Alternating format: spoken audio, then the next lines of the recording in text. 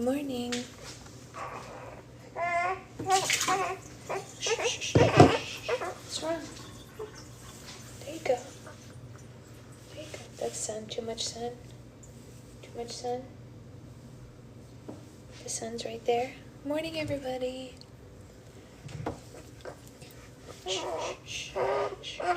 Oh, good burp. That feels better, huh? Yeah. Yeah, burps feel better, huh?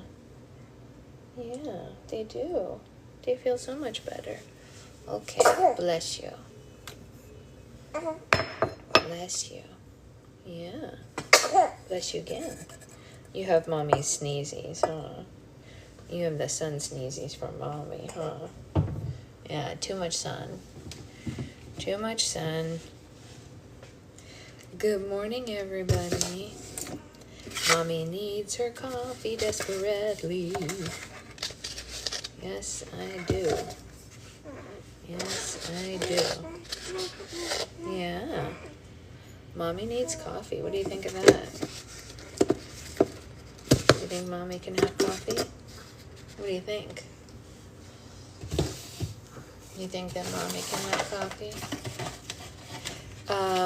She did a little bit, not as much as the night before. She had some good stretches last night. Some yes, some no. But that's okay. We're learning, right? We're learning. I know, she's got so much hair, right? I know, you have a lot of hair, huh? Yeah.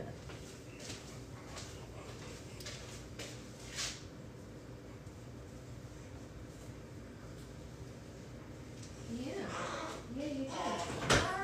Hey, Grumpy Girl. What's that about? What's that sound about, huh? Whoops, jeez, that was loud, huh? Mommy's sorry. Mommy's sorry. Okay, it was loud. It was loud. Mommy hit the fridge and it was loud. I know. I hit something in the fridge and it was loud. Mommy's sorry, it was loud. That's okay, right? It's okay. It's not okay. It's very not okay. It's not okay. It's not okay. It's not okay for mommy to make coffee. What do we think? Can mommy have coffee? Morning, everybody. Mommy desperately needs her coffee, even if baby doesn't want her to have it. She needs it. She must have it. I think she's forgiven me for bath time because we haven't done it again. The problem is they're going to get more regular in their intervals, not today. Okay. It's okay. Yeah, it's okay. We won't talk about that BATH word anymore. We won't talk about that, will we? We'll never do it again until next week. We'll never do it again until next week. Never until next week. We just won't. Aw, hey Andrew, hi. I know.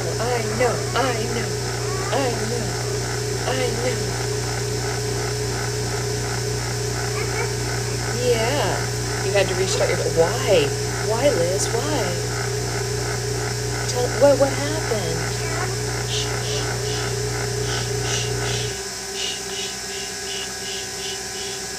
Let's just dance.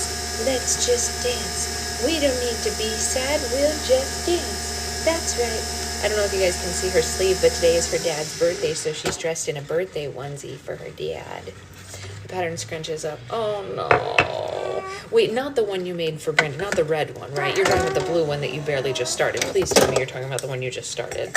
You're not talking about the full one that you finished, right? I'm following along with all your knitting journeys. It is Secret Husband's birthday. Okay, the new one. That makes me feel less bad about it, Liz, because if it was the other one, I would be devastated for you. It is Secret Husband's birthday, which is why we are in a birthday onesie. See? It's got balloons and stuff for her dada. Yeah, it's for your dada. Are you hungry? Okay, you're hungry. Are you hungry?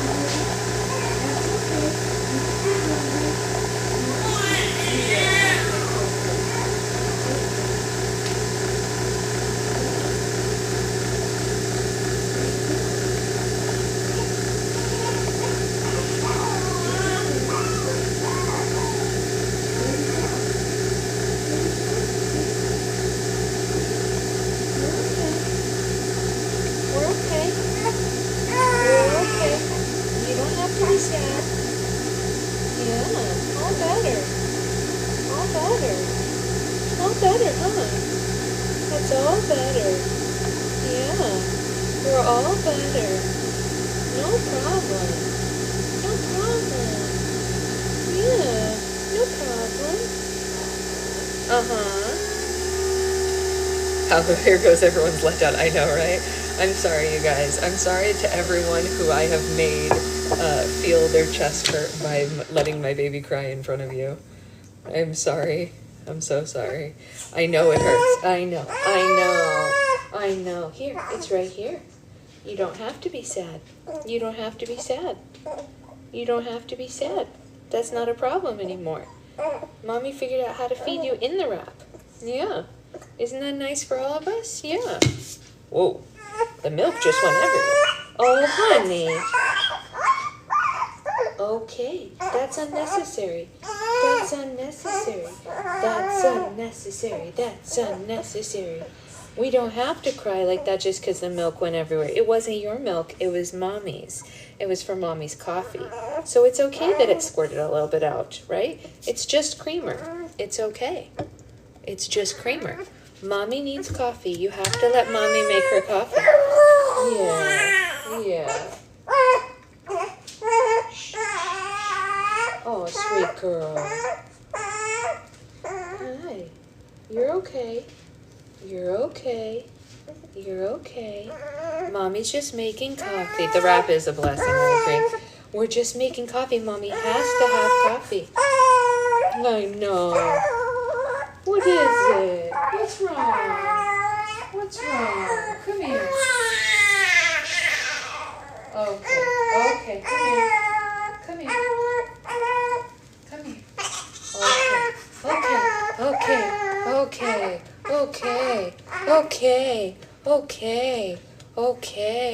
Okay. We want it out for a second, huh? Oh my gosh, I'm sorry, Bree. I'm so sorry. Thank you, Kylie. Okay, we're okay. We just wanted to be out of the wrap for a second. And yes, I will. Happy birthday to you, Naisa. Everyone say happy birthday to Naisa as well. It is also her birthday. And I don't know if you can see it, Naisa, but she's actually wearing a birthday onesie in honor of you all. Yes, she is. She's wearing a balloon onesie in honor of all the people whose birthdays are today. Mostly her dad, but also Naisa. Don't we have one more birthday today? Am I crazy? Did I imagine that? One more? One more birthday?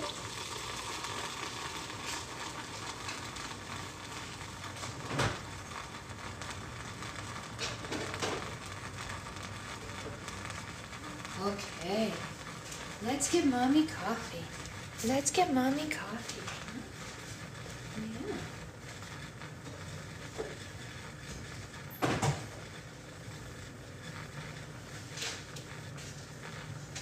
Okay.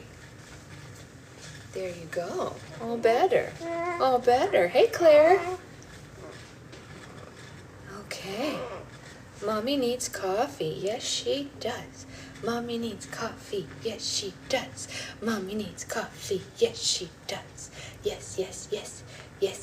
Hey, Kelly. Good morning to you as well. Yes. The sun is in your eyes. Okay. Yeah. I know. Tell me more about that. Yeah. Nace, are you doing anything fun today? I did read Fourth Wing. Yeah, I was medium on Fourth Wing. I didn't love Iron Flame. I had a friend recently tell me that, was your daughter upset that Secret Baby came out? That's funny. She just wanted to be upright. That's right. Yes, we had our baby. You're on Iron Flame now. I had a friend tell me, Liz, who's in this room right now, tell me that she felt like it was rushed through, and I very much agreed with that. It felt a little rushed.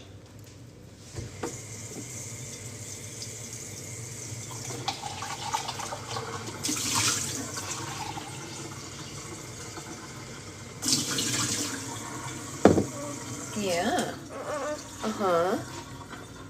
It's already feeling like that to you as well. See, yeah, that's how I felt. And Liz is the one who put it into words for me. Like, I couldn't verbalize why I felt just like medium on it. I'm currently listening to Onyx Storm, but I'm not even nearly, like, I'm not close to done with that. but people I know who have read it have said the same. Not doing anything really feeling that's such a lovely thing to do. You're such a good person, Naisa. I'm jealous of your goodness. I will teach Secret Baby to be that kind of good. Okay, we're going over. Oh, you're going to the movies though. What are you gonna see? What are you going to see? Okay, we're gonna sit down. We're gonna try to sit down carefully. Carefully. Oh, we did it. Okay, hold on. I'm still here, don't worry. I know, you guys were so worried, right? I think, I mean, she should be okay. Hannah's very pregnant now, right? She should be very pregnant. She's in, she's still on the Patreon. You saw just the top of my bun. That's funny. That's funny. Okay, let's see if I can shift back. There we go. Ellen's TR responses on Facebook. Wait, what did Ellen? Wait, what? Tell me more. I don't know what you mean. You mean my Ellen? Hey, Tracy. Okay. Okay. No sads. No sads. We're gonna rock. We're gonna rock. Yeah. Oh, on you know who. Yeah, me too. I know, right? Ellen had, I think she's been dating him for a while if he's the same guy she told me about while I was visiting there, but she just hadn't posted about him. She did tell me she was seeing somebody, I think, thank you. There's not a lot of movies. I know, there aren't a lot of movies out right now. We almost went to a movie like the weekend she was born, but there was nothing we wanted to see, and then she was born. So we will not be going to the movies again for a long time. We have spoken to Aunt Catherine though, and Aunt Catherine is going to babysit us so Mommy and Daddy can go see Wicked Part 2 in the fall. Yes. I had contractions through a movie and didn't know it. I had contractions through the farmer's market and didn't know it. You know what? This wrap is, I think it's from Kindred Bravely. It was a Christmas gift from my husband. It's great, actually. I love it. Most of the time she just sleeps through book club in it. But he did give it to me for Christmas before she was born. Do you want to lay down so you can sleepy? Do you want to lay down so you can sleepy through book club? Do you want to? I think you might. You usually want to. Hey, hi. Do you want to sleep? Yeah. Uh-huh. Yeah. Let's sleep. Let's sleep. It's sleep time. You just ate. Yeah. It's sleep time. We're going to let Daddy sleep because it's his birthday. He deserves to sleep in on his birthday, right? Okay, we're asleep. Not feeling well. That's funny. I think I'm going to miss it too, Kelly, when it's gone.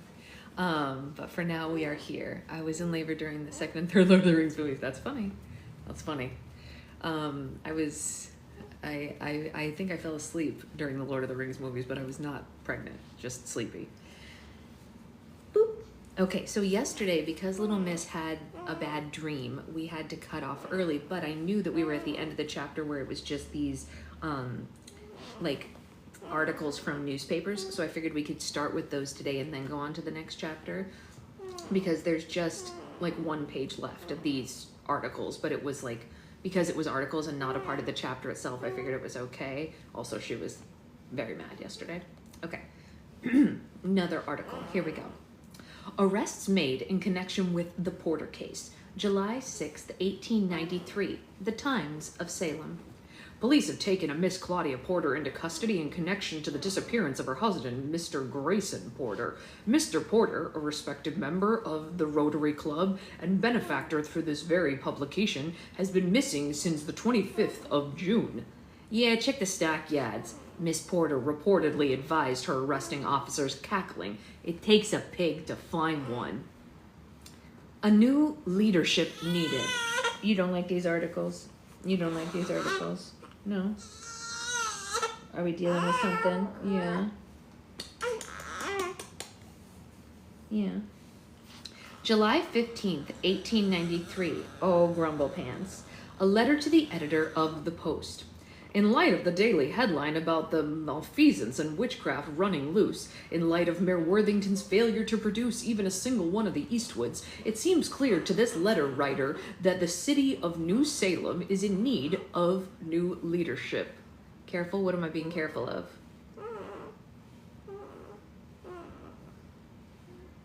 What happened? I call upon the mayor to step down from his post that we might elect a bright light against the darkness. Sincerely, Bartholomew Webb. Oh, I see. Are you trying to show your face?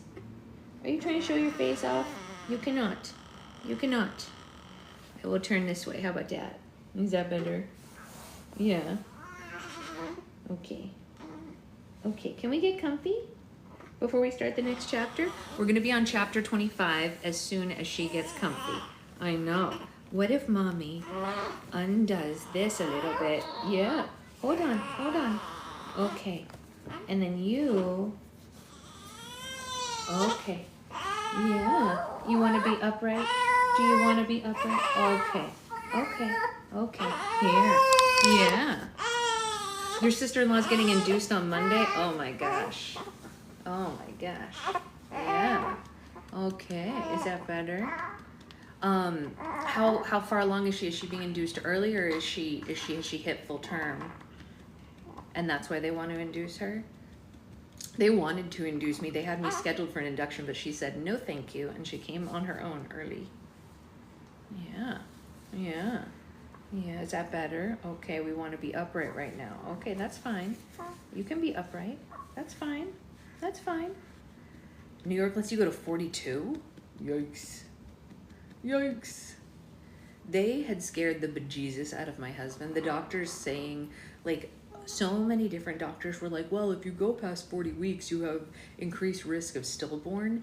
And he was in a panic, like a straight up panic about it. He didn't even want us to go past like her presumed due date, which was earlier. Like he was just panicked about it. And then she came early on her own and she let him relax a little, huh? You let your daddy have a relaxing weekend because you came early and you were safe, huh?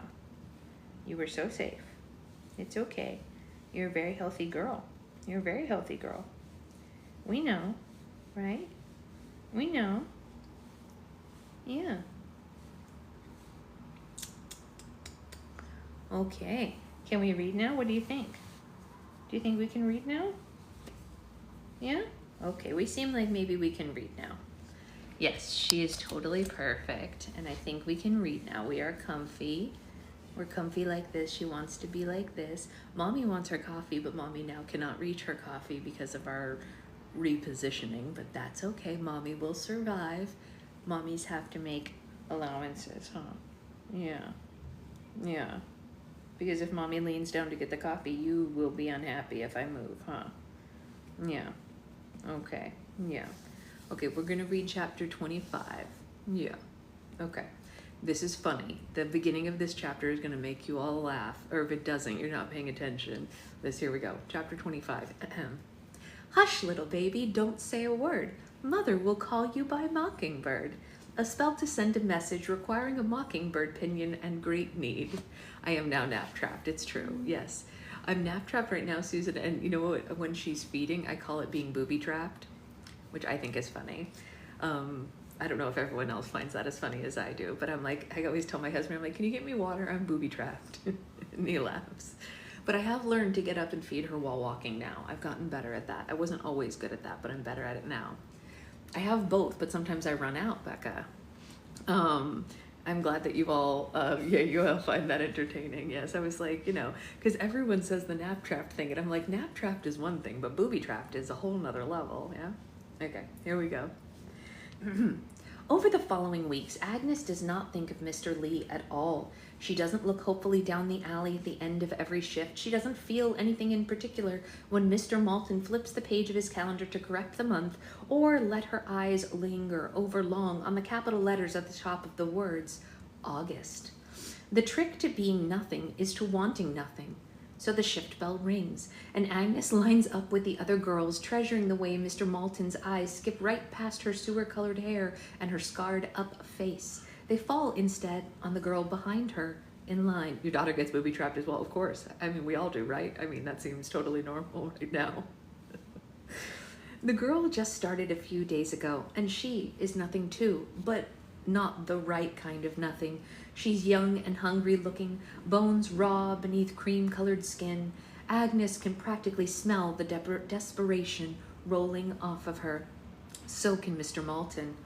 You, Ona, he picks her off the line like a housewife choosing a chicken at the market. Come back to my office for a moment. Mr. Malton saunters to the back of the mill, keys jangling on his hip, and Agnes stops in the doorway, jaw gritted, willing Ona not to follow this man. Ona's eyes cross her once, flint black, and then she trails after him like a lamb behind a butcher. Agnes looks away. It isn't hard. She's had years of practice, and she simply turns her head aside and walks on, with Mama Mags's voice in her ears. Every woman draws a circle around her own heart. She can't seem to make herself step out into the alley. She's caught on the threshold, too stupid to leave, but not quite stupid enough to turn back. Instead of Mags's voice, she hears her sister's. Don't leave me. She thinks of Mr. Lee in love with a woman who won't look away. Agnes turns around, maybe because there are witch ways burning in her pockets, or maybe because her own daughter might grow up to look a little bit like Ona, or just because she's a damn fool. Mr. Malton's office door is locked, and Agnes whispers to it, and the latch rusts to nothing in her hand. The room smells of shoe polish and alcohol. Ona is perched on the meanest edge of her seat, shoulders set, eyes obsidian. Malton looms over her, one hand on his desk, the other on the back of her chair. He looks up at the squeal of hinges and the faint pattern of rust on the door. Her lips curl at the sight of Agnes and her pock scars and her swollen belly. Hey, what the hell do you think you're doing? You leave, Agnes tells the girl in the chair. She can see from the resentful flick of Ona's eyes that she resigned doing what she has to, and that she doesn't care to have it witnessed. Now, girl, Agnes growls, and Ona slips around her and vanishes into the mill, a raw-boned shadow. Malton is staring, slack-jawed. He turns to Agnes with an ugly gleam growing in his eyes, a lust that has nothing to do with want. Do you care to explain yourself? Agnes takes a twist of her hair between her fingers and hisses the words. A false color melts away, and her pock scars fade, and she stands before him wearing her true face once more.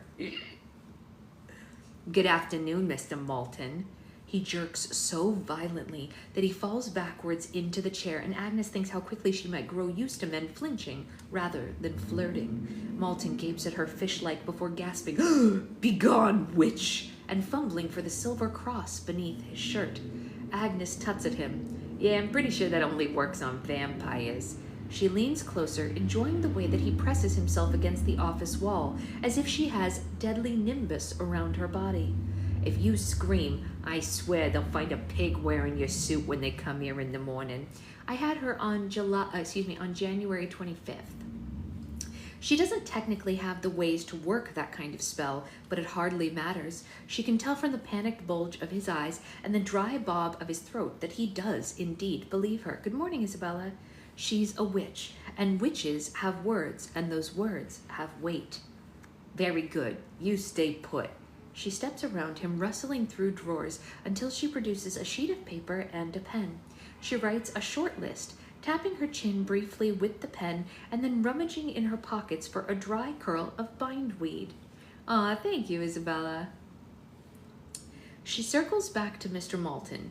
If you want to leave this office on 2 feet rather than 4, you're going to do 3 things for me. She raises one finger. First, you're going to speak to no one about this. Malton whimpers. Second, you'll issue every person in your employ a raise of $10 a day, effective immediately. The whimper goes higher. And third, and listen to this part very closely, you will never touch an unwilling woman again in this mill or outside of it for as long as your miserable life shall last. His whimper is now so thin and high that it could be mistaken for a boiling kettle. Now, you swear to it. She coaches him, stuttering and stumbling through her 3 conditions, and then she stabs the pen into the sweating meat of his thumb and presses the bindweed to the blood. Mark it on the paper and you repeat after me. His voice is thin and a warble, and he says the words, cross my heart and hope to die. Strike me down if I lie. The sweet heat of witching slicks through Agnes's veins like whiskey. Oh, how she missed it. The drunken drumbeat of power in her chest, the thrill of working her will into the world. The muscles of her belly tighten, and a ripple of not quite pain. Agnes hardly feels it. If you break any of these vows, your heart will be stopped in your chest, and you will fall down dead, and neither heaven nor hell will let your cursed spirit enter them. This is a bald-faced lie, of course, but Mr. Moulton goes white as cotton just the same. So you behave yourself, you hear? The air outside the mill is gentle and golden with the 5 o'clock sun. The light doesn't seem to come from anywhere in particular, as if the city itself emits a faint sepia glow. The wind trickles down the alley, and it's cool for summer, smelling of fallen leaves and char, and Agnes wants suddenly to follow it all the way back to the dark tower, where she knows her sisters are waiting. Yes, we had the baby. Her belly ripples again, a little stronger, and she rests a palm against it. She wonders if she ought to worry, if perhaps witching isn't healthy for the womb this far along, when a warm wetness trickles down her thigh. Oh, hell, she thinks, and she stumbles backwards, bracing a hand against the brick as a bright peal of pain tolls through her and the wetness trickles faster. Yep, we had the baby. She's right here. Madame Zena is 9 blocks north and west, and Agnes closes her eyes very briefly. She pulls the hood of her half-cloak over her face, tucking the dark shine of her hair beneath it. She hobbles north, not thinking of the wet pearl sheen of mother's skin, or the wrong thing in her daddy's face as he watches her, or of all the dead mothers in Mama Mag's stories. I know, she does have a really good-shaped head. The doctor even said that. I know, right, Sloth? I think the same thing. It's very funny. It makes me laugh. I'm like, no, this is just a baby doll. I mean, she is a very cute little baby doll. She is. She's very cute. She thinks instead of her sisters, of June's face as she felt the kick of her niece against her hand. She's coming, June, she thinks. Bella is alone in the tower when she feels it, a tremor of pain echoing down the line from somewhere in nowhere. Agnes. She's sitting crossed-legged on one of the tower landings, reading in the last light of the autumn dusk, her black notebook held open by a tin cup of coffee. Same. The pain echoes in her empty womb, and it spreads up her spine. Oh, it might be nothing. Bella knows women all Sorry. Are you gonna sigh at me now? Yeah. Bella knows women often have false pains towards the end, and that Agnes isn't due until the barley moon, but the pain has a certain weight to it, a portentous taste like thunderclouds gathering, and Bella finds her fingers straying to a shelf several feet away, where a brass label reads, birthing, early, breached, stillborn. The pain comes again, a little louder. Bella gathers an armful of books from the birthing shelf and spirals back down the stairs to the first floor. Without precisely thinking about what she's doing or why, she begins to flick through the texts, gathering ways and making notes. Clean linens and jasmine flowers, a silver bell and powder white shells, gnarled tooth smaller than a pearl, and she waits. A pain finds a rhythm, cresting and falling. Bella circles the tower, straightening shelves that don't need straightening, trying to feel through the line wherever Agnes is, alone, or maybe with friends, scared or safe. Somewhere above her, she feels the heat of red eyes watching her. It's fine, Strix. I'm sure she's fine. Her voice has a thinness to it now, like the first fragile stretch of ice across the big sandy, and she wishes that Quinn were here. The air twists in the way that means something has arrived at the tower door. It opens, and a wild-haired silhouette limps inside, cane tapping the flagstone. Bella knows from the pale green of Juniper's eyes that she can feel it too, that she also is worried. Should we go to her? Bella whispers it, and Juniper rolls her head back and forth. She knows where to find us, if she wants us. Yes. Bella's perched at the workbench, and Juniper circles the tower in her rolling gait, and Strix watches from above. Eventually, Juniper trails to a halt and sits beside Bella on the bench. Her hand brushes not quite accidentally against Bella's, and Bella holds on to it. They wait together for the next pell of pain.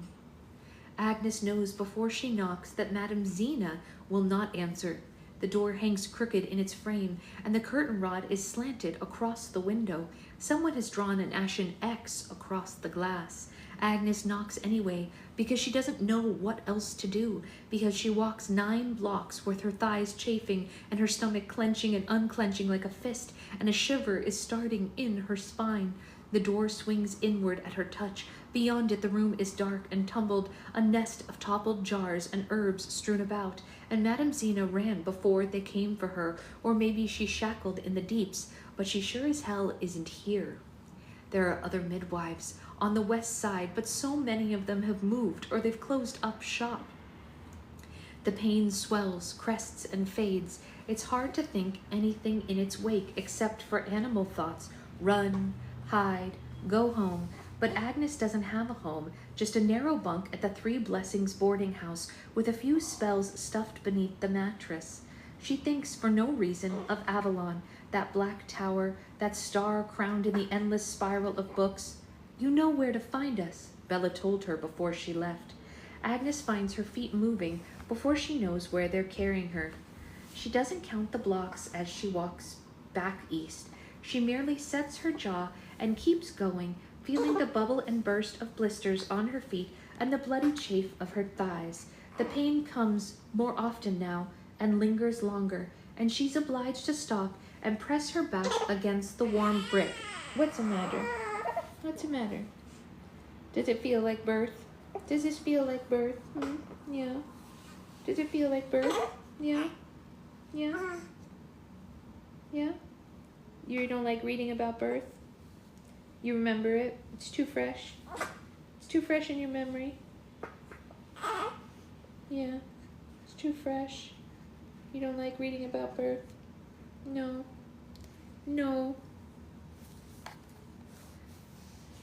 The New Salem Cemetery is locked after sundown, but the gate is open, swinging loose on its hinges, and Agnes looks at it, swaying where she stands, feeling the same way she felt when she saw Zena's crooked door. No. There are men thronging the graveyard, their expressions both urgent and vacant, shovels and lit torches in their hands. They seem to be gathered at the witchyard, shuffling and laboring around a vast gleaming tangle. It takes a long second for Agnes to recognize it as the roots of a golden tree, all ripped up. No, we won't be making slime today. Today's my husband's birthday.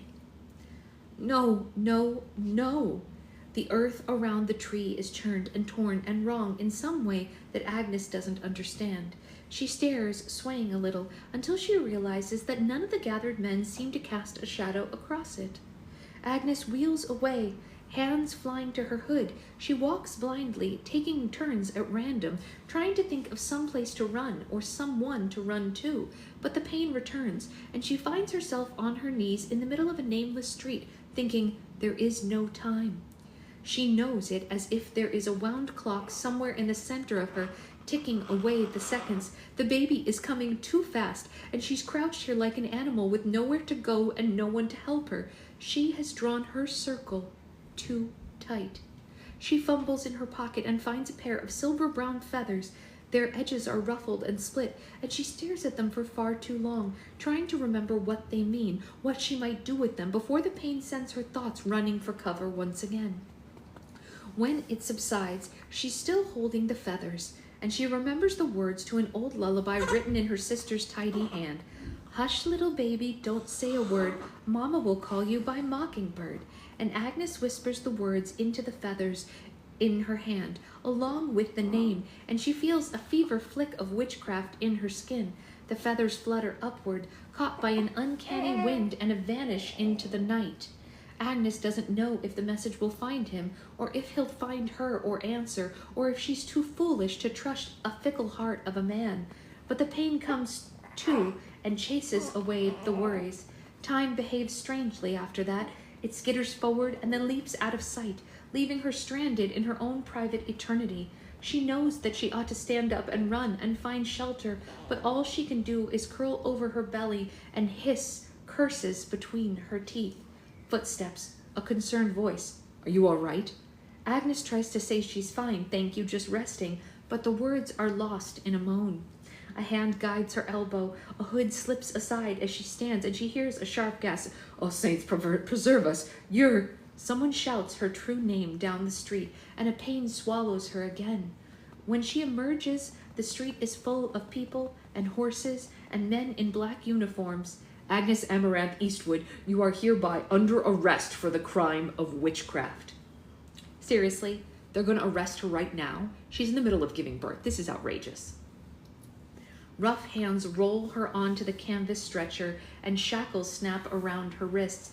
Agnes fights it, writhing and kicking and pulling so hard against her cuffs that something pops wetly against her wrist, but it does her no good.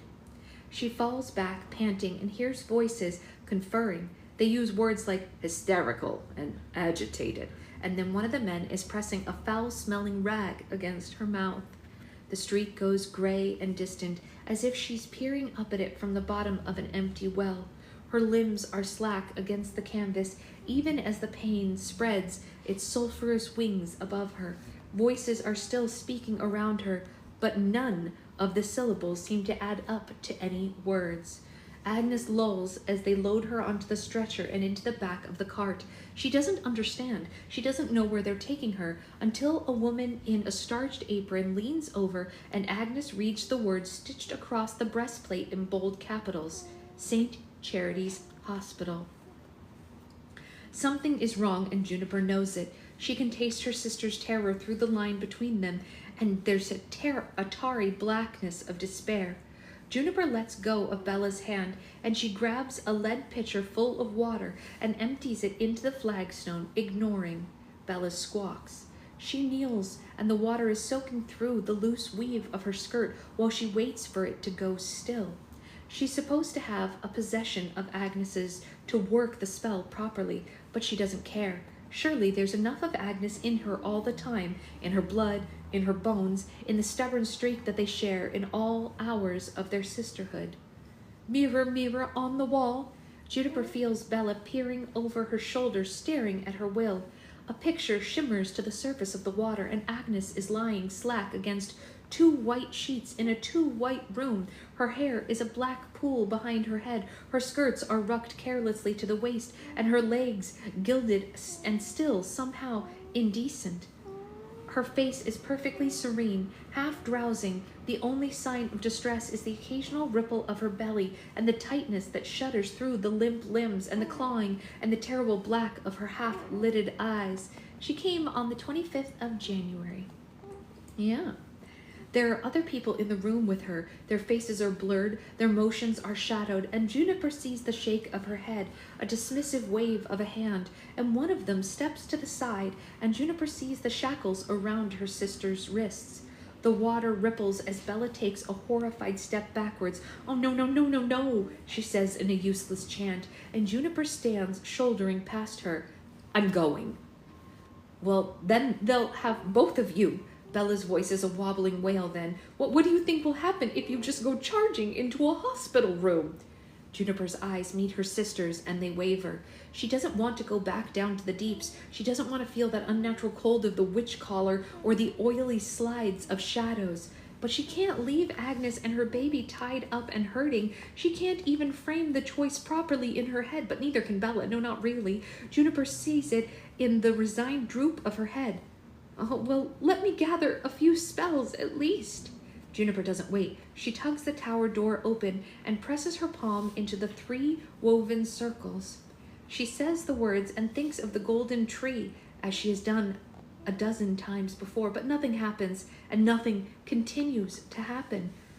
Bella, Juniper says calmly and quietly, how come I can't get out of this damn tower? Bella scurries nearer. It can only mean that the sign is gone. The circles back in New Salem, they must be broken. They look at one another for a long moment before Juniper says, so what you're saying is we're trapped? Yes. The Lost Way of Avalon is a ship cut loose from its anchor, drifting through nowhere, while Agnes is stuck back in somewhere.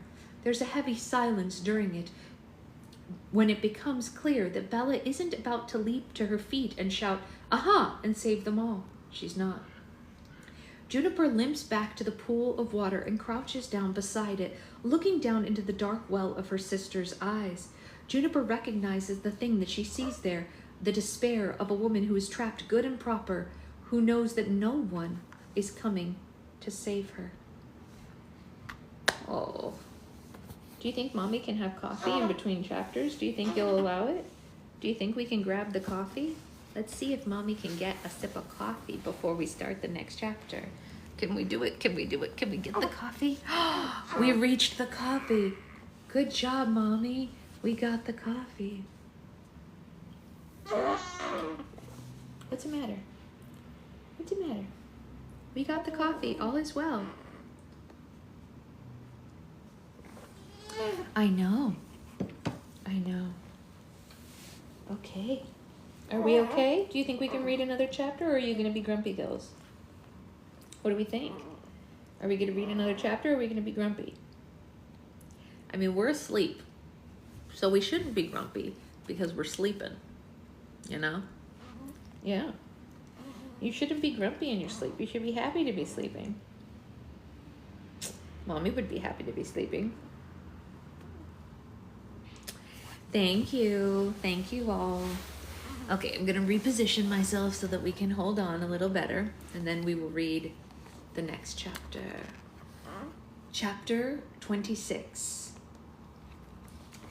Dance, little baby, dance up high. Never mind, baby, mother is by. Crow and caper, caper and crow. Stay, little star, and don't let go.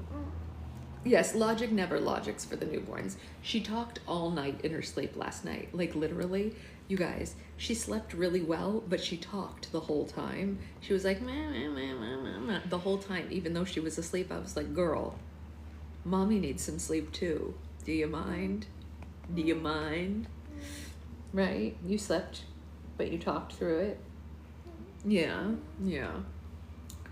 A spell to steady a life, requiring hyacinth and a 7-pointed star. I did have my sweet angel. That's what I call her too. I call her my sweet baby angel. That's right. Are you an angel? Are you an angel? Yes. You're right. It is better than crying all night. I completely agree. Completely agree, Sloth. I shouldn't look a gift horse in the mouth, you know? Agnes Amaranth knows what childbirth is supposed to be like. She's heard the talk from young mothers working beside her in the mill, the girls back in Crow County who hadn't gone to Mama Mag's for help. Oh, really? It's that time? Yeah. There's a pain, they say, a pain like cleaving open and breaking in half, but there are other women who are there to help you bear it. Oh, it's okay. Yeah, her hair is so beautiful. I know. It's not odd at all, Isabella. I don't think that's weird at all. Yeah, she does still need to let us sleep as well. I don't think it's weird at all that you think her hair is beautiful, Isabella. Don't worry. I don't think that's weird. Aunts and other midwives and grannies and sisters, mothers to press cool palms against your forehead and hum half-forgotten lullabies in your ears. You aren't supposed to be alone. You aren't supposed to be locked in a green-tiled room, chained and drugged with nothing but the dull grate of men's voices for company, a doctor with his sleeves rolled to his wrists, his hands bare and pink and somehow repellent, grime crusted beneath his nails, an assistant or two with towels slung over their shoulders, and nameless stains spattered across their aprons. A pair of men in uniforms who look down at her like she's a prize they intend to stuff and mount for their mantles. A nurse flits among them. Sometimes young and sorry-looking, she sweeps and straightens. Seriously, Becca, tell me about it. The pain is still there, cutting like a clarion call through the fog, but Agnes can't answer it. She can only lie there with spittle trailing from the corner of her mouth, clawing like an animal inside the cage of her body. She counts the ceiling tiles to distract herself, and she prays. She tells herself witch tales, but the missing mothers seem to taunt her, wailing from the margins while their daughters sleep in cinders and flee into the tanglewood and marry beastly husbands. The pain comes again, urgent and vast, and Agnes feels her body straining and failing at some important task. And then the foreign scrapes of fingers inside her, probing and pulling and conducting some secret evaluation, finding her wanting. She sighs from the doctor, a sigh from the doctor, precisely like Mr. Malton sighing over a jammed loon. And Agnes imagines her blood is replaced with oil, her joints with gears, her misbehaving machine instead of a woman. Yeah? Yeah? You don't like hearing about birth? No. The doctor addresses the officers rather than Agnes. There's been no progression at all. We'll want to think about an extraction if you boys want her to survive to stand trial. One of the assistants rattles a metal cart behind him and produces a long silver object, and from the corner of her eye, Agnes catches an ugly curve of a hook. She thrashes against her shackles. Do you want to sit up? Is that what you're trying to tell Mommy? Do you want to sit up? Okay, all right. We're going to sit up. Come here. You want to sit up? Okay. You can sit up. You can sit up. Come here. Come here. Yeah. There you go. Is that better? Is that better? Yeah. Is that better? Yeah. That's better. Okay. She thrashes against her shackles, her wild scream reduced to a choked moan. None of them look at her except the nurse, whose eyes are huge and sad, her hands tight on the handle of her broom.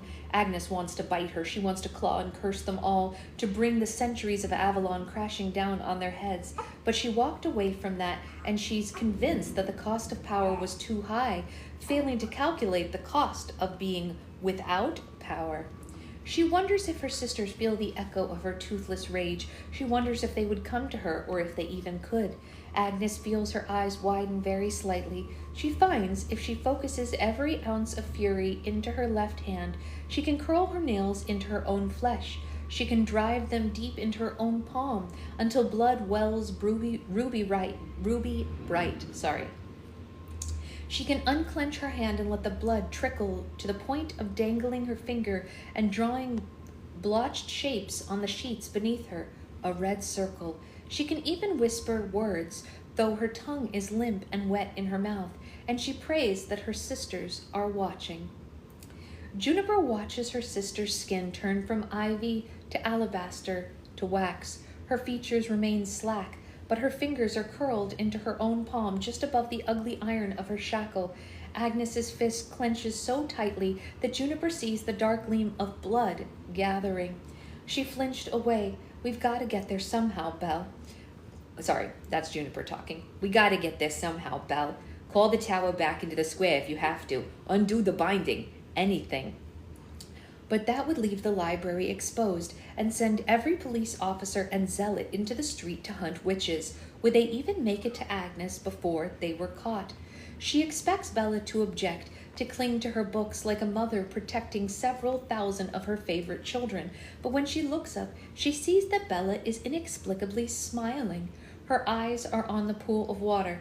I don't think that that's going to be necessary. Look. And Juniper looks. The red gleam beneath Agnes's fingernails has become a fistful of blood.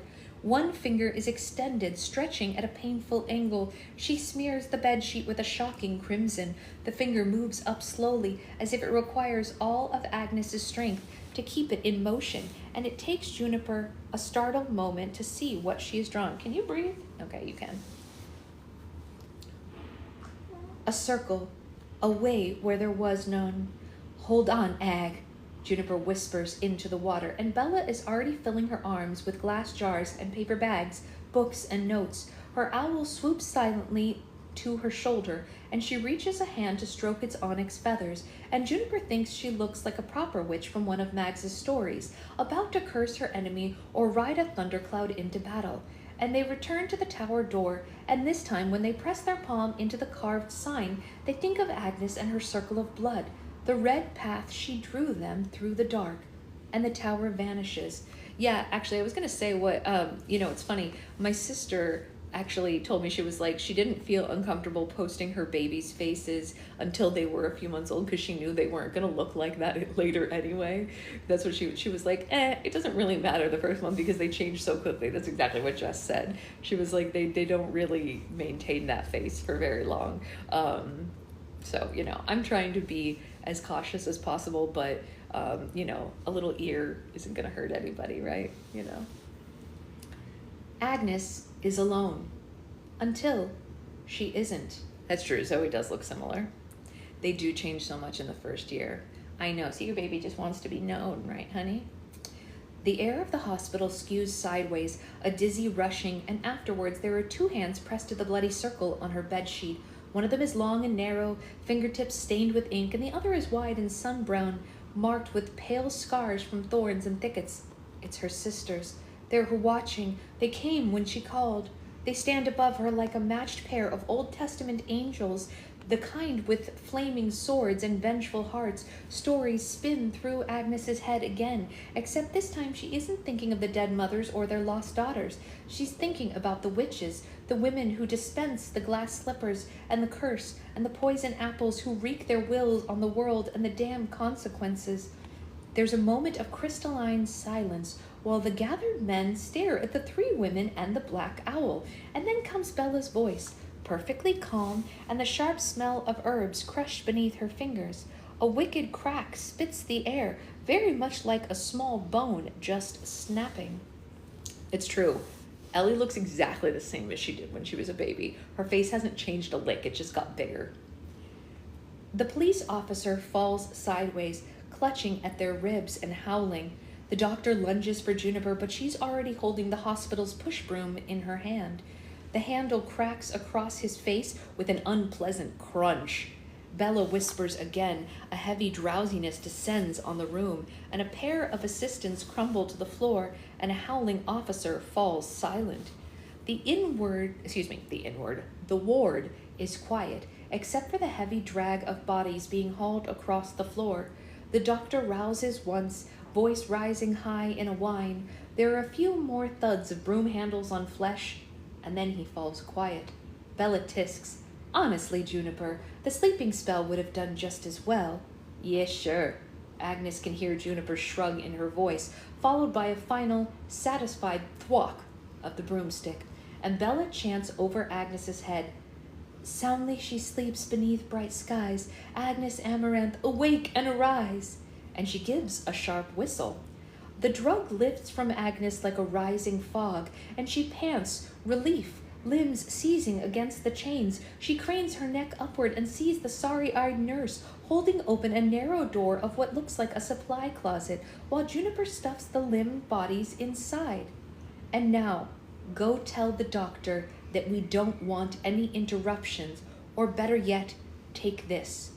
Juniper hands the nurse a small canvas sack. You remember the words. Once you work it, hightail it home. With my thanks, Lacey. Agnes wants to ask how they know one another if every damn woman in the city is some kind of a witch. But another roll of pain sends her elsewhere in thoughts, inward, facing, blind. When it passes, her sisters are hovering above her. Their hands are gentle on hers, unbending, blood-gummed fingers. Their eyes are so full of love and worry that Agnes feels the pain receding just a little. An owl calls from somewhere, a soft crooning that makes Agnes think of full moon nights back home. We're here now. Juniper's voice is low and smoke-streaked, as soft as she can make it. Bella's spell called the door, and Lacey sent half the hospital straight to sleep, so it's gonna be all right.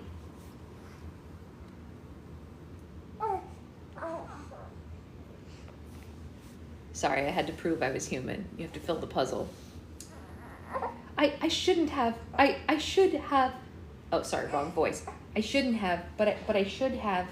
Agnes's tongue is still slow. Her speech is slurred. The doctor said the baby wasn't coming, that she would have to be extracted. Bella tuts, setting glass jars in a neat line on the bedside table, clutching her black leather notebook. I'm sure he did say that, but I remind you that he was merely a man, whereas we... She looks over her spectacles at Agnes and gives her a very small smile. We are witches. Bella opens a heavy tome titled Obstetrix Magna and smoothed the pages with a slight shaking hand, wishing she felt as certain as she sounded. Juniper, can you take care of these? She gestures to Agnes's shackles, but Juniper is already chanting her rhyme. Bend and break, and the chains are blushing red. The iron rusts and flakes, as if several decades of rain and weather have passed in a handful of seconds. Yeah, what's the matter? Juniper snaps the chains with a vicious glee, and the scar around her throat is gleaming white. Do you want to come out? You want to come out? You can come out. Yeah. I'm the most realistic robot you've ever seen. Thank you, Sloth. I appreciate that. Thank you. Agnes pulls her arms inward, cradling her own belly. She doesn't scream or moan, but a low animal growl leaves her lips. Juniper looks a little wildly at Bella. Can't you do anything for her? Bella can. She claws through the Obstetrix Magna book, passing alarming illustrations of wombs and veins, of infants with small ivory horns or flames for hair. Her fingers find the pages she marked back at the tower, where there are spells drawn from fevers, from womb, and persuade the blood to remain in the body, to ease the pains of labor and steady the heart of the unborn. Juniper! Bella fumbles her brown sack and finds a little tin of black-stained grease. Draw a 7-pointed star around the bed, will you please?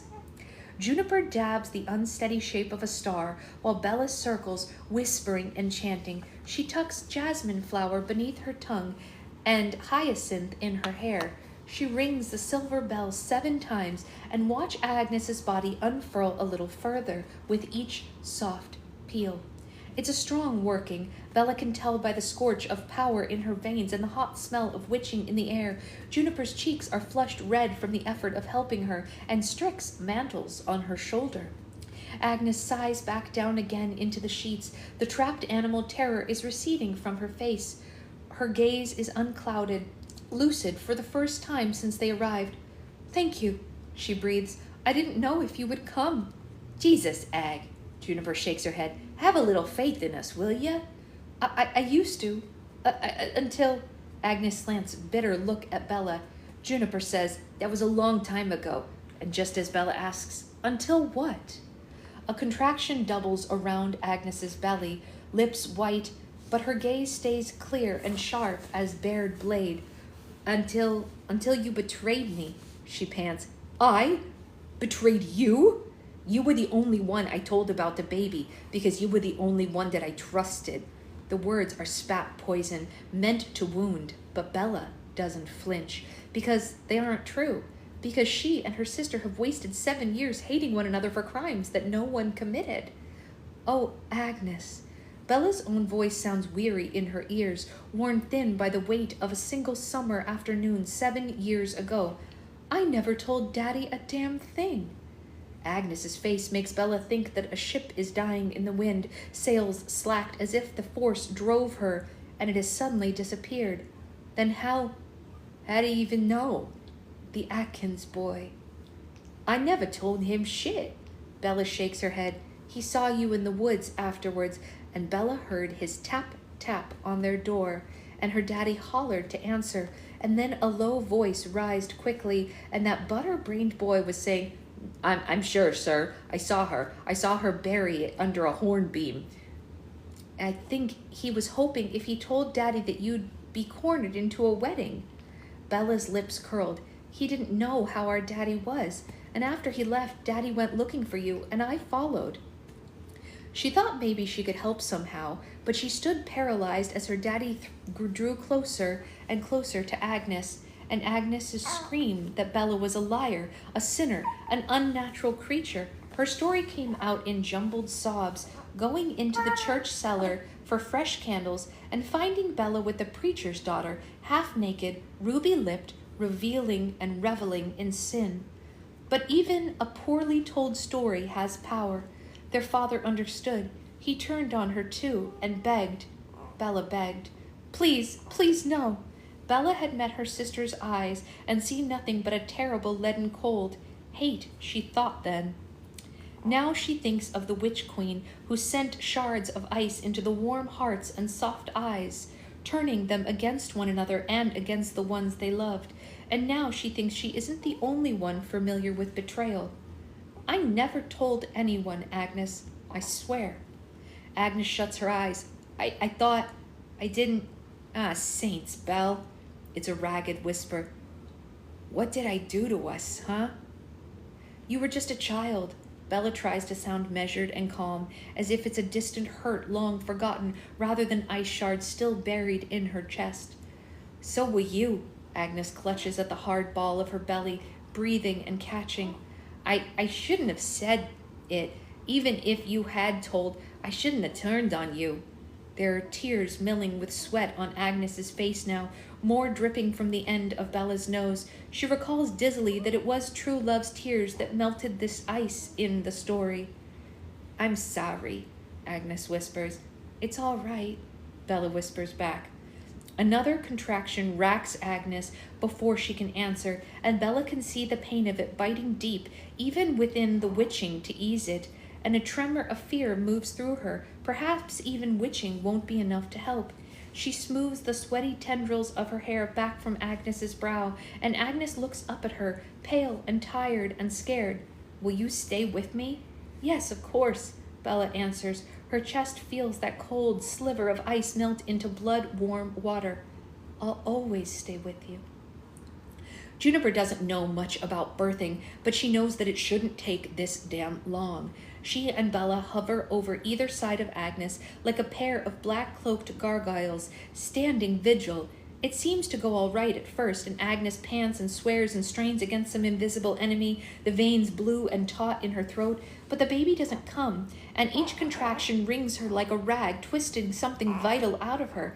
Bella flicks back through her book, hissing and muttering and tossing herbs in even wilder circles than before, but the baby doesn't come. And Agnes is supposed to be the strong one, but Juniper can see that they're coming to the end of her strength, and Bella is supposed to be the wise one, but she's running out of words, and Juniper figures that if she leaves her, the wild one... Juniper figures that just leaves her, the wild one, with her wild will, and she casts around for anything that might help her sister cling to life, that might bind a woman to the world, that might bind rattles like thrown pebbles in her skull, rippling outward, and Juniper thinks, well, why the hell not? She plucks a single hair from her head and tugs another one from Bella. Ow! What in the world are you? Hush! And the last hair she takes is from Agnes, who doesn't even seem to notice. Juniper twists the strand around her fingers, 3 shades of shining black, and twists them into a thin, slender wisp of a braid. As she braids, she sings the words to herself. Ashes to ashes, dust to dust, little words, old words, to bind and split a seam, or stray thread, why not a life? Beside her, Bella gives a little gasp. Are you working a binding? That's what happens if she dies? She'll take us with her. Juniper ignores her, and eventually Bella shuts the hell up and she helps her. They speak the words together, circling round, rising and falling. The thing between them sings like a plucked string, and it's suddenly clear as daylight to Juniper that it's binding too, worn thin with time. Yeah? She might wonder who worked it and why, except that she's busy pondering her whole heart into her witching. She's busy pouring her whole heart into her witching. And Juniper sees the spell plucking at Agnes, reeling her back toward life. But Agnes doesn't want to come. Her head lolls against the sheets, sweat sheened, her eyes glitter from somewhere deep in her skull. And Juniper climbs carefully onto the bed beside her, fitting herself around the heat and the hurt of her sister's body. She tucks her cheek into the hollow between Agnes's chin and collar, the way she did when she was a girl, and she keeps speaking the words, yours to mine and mine to yours. June, baby. Agnes's voice is a hum against her cheek, a whisper in her ear. Take care of her. Promise me you'll take care of her. The words falter on Juniper's lip and the spell sags. I promise, she says, and she feels the promise weave a circle around her heart, a binding far older and stronger than any witchcraft, and Agnes softens after that, a final surrender. Juniper thinks of the mornings when Mama Mags would come back from a hard birth with blood beneath her nails and heartache in her eyes, and she would stare out at the white curls of mist rising like ghosts from the valley, rubbing her thumb across the brass shine of her locket. It's just the way of things, she would say. Juniper's old enough now to know what the way of things is, generally speaking. It's horseshit. It's cruelty. It's lost. It's locked doors and losing choices, surrendering sisters and missing mothers. What the hell is witching if it can't even change the way of things? Juniper puts her lips against the shining dark of her sister's hair and whispers, "You listen to me, Ags. This isn't how it goes. This isn't how the story ends. All this, me and you and Belle, is just the beginning." And a shudder moves through Agnes, a laugh or a sob, and her eyes are closed. Juniper's arms tighten around Agnes's shoulders, and her voice rasps low, "Don't leave me." Agnes opens her eyes, and Juniper sees a spark burning somewhere deep down in the dark of them. Her fingers find Juniper's on the side and Bella's on the other, and they form a circle between them. "Yeah? What's wrong? What's the matter, honey?" Agnes's lips begin to move again, ashes to ashes, dust to dust. Okay. We're at a seam break, so we'll give it a break for today. Yes, I know. Okay. Do you need a diaper change? I think we need a diaper change, and we're at a seam break, so we'll take a break for today, but it's okay. It's okay, right? We're at a good seam break. Huh? Yes, my sweet angel. It's okay. Okay, we'll see everybody on Monday, and we'll finish the chapter at the end of this one. Yeah, she did wait nicely. Do we need a diaper? We need a diaper change. Okay, we'll see you guys later.